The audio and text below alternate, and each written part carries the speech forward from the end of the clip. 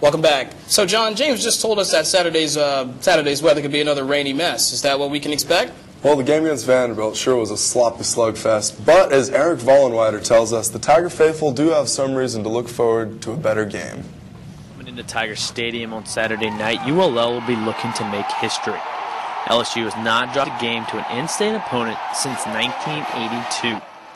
Running back Charles Scott stresses that to avoid the monumental upset, the Tigers must get past their toughest opponent, themselves. I think it's all up to us because, I mean, it's not really the team against us that's been stopping us. It's been mistakes we've been making. So, I mean, we got to be more focused, really, and just clean it up. The Raging Cajuns are coming into the game as big-time underdogs. However, lately they have flourished in that role, knocking off Big 12 foe Kansas State just last week. A win over the Tigers would not only make the Cajun season, it would be a win the program talks about for the next 50 years. What you want to do is you want to come out and play each week and respect each team, because this is college football. Any given Saturday it can happen to you. So what we want to do is we want to stay focused, and we treat our opponents the same. You know, we respect each one of them, give them 4 quarters of hell. I think everybody wants a piece of LSU for some reason. And, I mean, hey, we expect them to come in and playing hard and playing competitive, so we're preparing for a fight just like any other weekend. After fights won by TKO in their first 2 weeks, the Tigers are looking for their first knockout punch of the season as they host their last home game before welcoming in #1 Florida to Death Valley on October 10th. For Newsbeat, I'm Eric Vollenweider, Eye on LSU.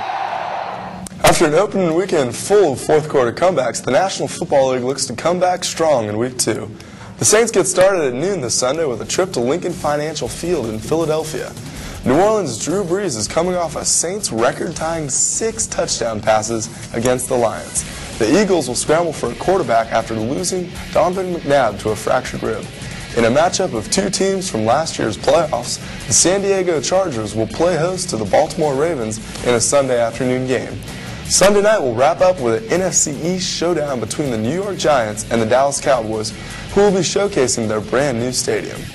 The LSU soccer team had a great weekend with 4-zip wins over Oklahoma and UL Lafayette. They'll look to carry the momentum over to the Duke Nike Classic. The tournament will be held in Durham, North Carolina, and will be hosted by Duke University. LSU will play North Carolina on Friday and Duke on Sunday. Auburn is also in the tournament. LSU's volleyball team has now gone 2-1 in each of its first 3 tournaments.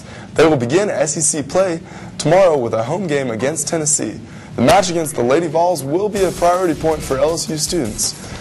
SEC play will continue Sunday with a match against the 18th-ranked Kentucky Wildcats in the Maravich Center. We've got a well-spaced-out weekend with volleyball on Friday, Tiger football on Saturday, and another volleyball match on Sunday. Works out well for those avid Tiger fans out there. Certainly does. Thanks, John.